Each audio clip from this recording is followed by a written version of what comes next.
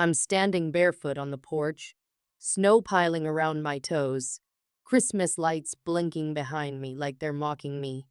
My mother's voice is still ringing in my ears. You can't do anything on your own, Lena. A trash bag full of who knows what gets shoved into my arms. And my father slams the door so hard the wreath nearly falls off. The lock clicks like a verdict. I'm standing in the snow with no coat, no home, and no family willing to claim me. The card. My phone has no service. My bank app shows $182. Then my hand brushes something in my coat pocket, cold, metallic. The old black card my grandfather Henry gave me when I was 6. The one he said to use only when I had nowhere left to go. I never thought I'd need it. I thought my parents loved me. The trash bag rips open on the way to my car. It isn't even my things inside, just random junk. My car groans to life, heater barely working. And I sit staring at the house I grew up in, now locked against me. I replay the fight. Christmas Eve dinner ruined by my mother's criticism, my refusal to co-sign a loan they wanted under my name, and then the avalanche. Ungrateful, selfish, a leech, get out. I drive to a 24-hour diner because it's the only place I won't get thrown out. The black card slips out of my pocket onto the table. The waitress glances at it, eyes widening. You have one of those? Before hurrying off. It's heavier than a normal card. No name, just gold engraved numbers. And a bank logo. Cumberland National Trust. My phone dies before I can look it up. I spend the night curled in my back seat, fingers numb, whispering to my grandfather in the dark. Tomorrow, I decide. I'll find out if this card means anything at all. The bank. The next morning, Cumberland National Trust looks like something from another era. Marble columns, brass handles. I hand over the card at the front desk, and the receptionist's polite smile slips into something else entirely. She calls a manager. Elliot Hayes, the branch manager, leads me to a private office, verifies my identity, and tells me the card is tied to a legacy account set up by my grandfather 23 years ago, accessible only by me, only with this exact card. It's still active. When I explain that my parents threw me out last night, his posture softens with something like real compassion. Then he turns the monitor toward me, and I see the balance. $63.8 million. My hands grip the armrests until my knuckles go white. My parents always said he had nothing, lived off Social Security, couldn't help me even if he wanted to. Elliot tells me plainly, my parents were never given access to this account. My grandfather's instructions were explicit. He slides a sealed red folder across the desk. For Lena, when you are finally free, in my grandfather's handwriting. The truth. Inside the folder is a decade of documentation. Medical evaluations proving my grandfather was fully competent, never confused, never senile. Exactly the opposite of everything my parents told me. There are letters he wrote to me that I never received, intercepted. Elliot confirms. Based on my grandfather's own suspicions. My sweet girl, I miss you every day. They won't let me see you. Please remember I love you more than life itself. There's a legal filing from 8 years earlier. If anything ever happened to him, investigate Richard and Elaine Carrington first. Suspected coercion and financial manipulation. There's a record of my father attempting to gain power of attorney over him in the hospital. Blocked because the doctor refused to sign a competency declaration my parents had pushed for. There's proof my mother pressured him to fund my brother's failed business.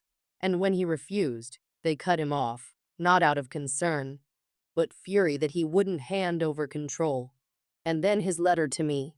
If you are reading this, it means they have cast you aside. I hoped it wouldn't happen, but I feared it would. None of their words about you were ever real.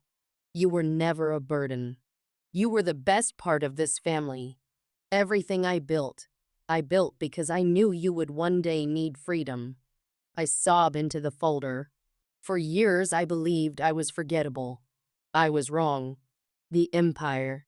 The rest of the files reveal the scope of what he actually built: commercial property, land in 3 counties, stock holdings, and an early private stake in a robotics company now worth billions, all quietly kept out of my parents' reach.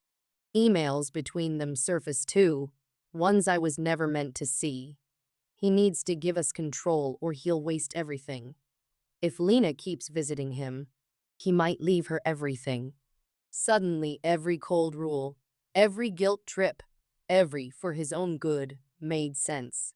They isolated him because he loved me, and they isolated me from him because they hated it. Elliot warns me there's more: a final encrypted file requiring my biometric authorization. I place my thumb on the scanner. It unlocks a full record of my parents' decade-long campaign to control my grandfather's estate, along with a protective clause he'd filed if they ever tried to seize my inheritance. The bank was to alert legal counsel immediately. He'd already retained an attorney for me, Vivian Rhodes. The threats begin. Within a day, unknown numbers start texting. You stole something that belongs to us. We know what your grandfather left you. A gray sedan starts appearing everywhere I go, engine idling, watching. Vivian confirms it. A private investigator, hired by my parents, illegally tailing me. Document everything, she says. This is escalation. In the middle of all this, I nearly collapse outside a cafe from exhaustion and no sleep, and a cardiologist named Marcus Hale catches me before I hit the pavement. He buys me food, listens without judgment, tells me plainly that what my parents did was cruel, no excuses, no softening. He gives me his number, just in case, and over the following days becomes the steady presence I didn't know I needed, driving me to appointments, standing between me and the sedan when it gets too close, telling me I'm not handling any of this alone anymore. The petition. My parents file an emergency petition claiming I'm mentally unstable and unfit to control assets. The same script they used to isolate my grandfather. Vivian responds by building a case. Medical records proving my grandfather's competency. Security footage of my parents trying to coerce him into signing over his estate 9 years earlier. Emails calling him an old man no one will believe, and documentation of the PI stalking me. In court, Vivian dismantles their case piece by piece. The judge denies their petition, issues a temporary restraining order against my parents, and refers the case for potential criminal charges. My father erupts and is nearly removed from the courtroom. I walk out shaking, and Marcus is waiting in the hallway. You did it, he says. You stood up to them. Escalation and evidence. It isn't over. The PI is arrested for tampering with my mail and illegal surveillance, and confesses that my parents had been tipped off about the inheritance months earlier by someone inside the bank, meaning this had been planned since before they threw me out. My parents then file a new petition claiming I exploited a vulnerable elder, hoping to trigger a state investigation and force me into instability. Vivian produces subpoenaed emails between my parents and their attorney. She'll break under pressure. We need her unstable.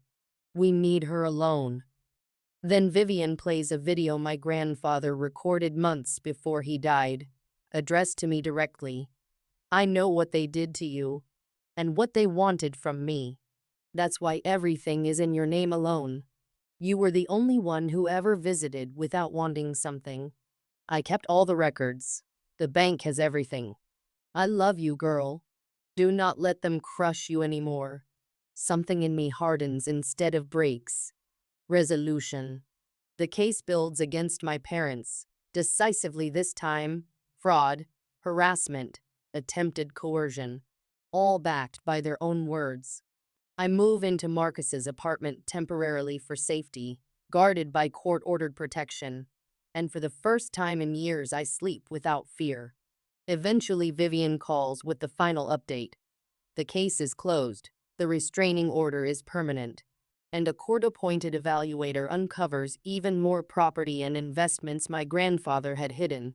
Assets my parents never even knew existed. They can't touch me again. What I built after. Months later, Marcus and I move into a small brick house outside town. Not a mansion, not a fortress.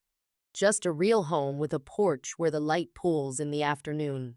I fill the shelves with books. He fills the kitchen with music. The security system isn't there because I'm afraid anymore. It's there because I finally value myself enough to protect what I've built. I visit my grandfather's grave one warm morning in early summer. You were right about all of it, I tell him. Thank you for believing in me before I ever learned to believe in myself. I walk back to my car lighter than I've felt in years. And when I get home, Marcus is waiting on the porch, the way someone waits when they've found exactly where they're meant to be. My parents spent 30 years telling me I was worthless, weak, a burden too heavy to carry. The one person who actually saw me clearly spent that same 30 years quietly making sure that when they finally showed who they really were, I would finally know who I really was.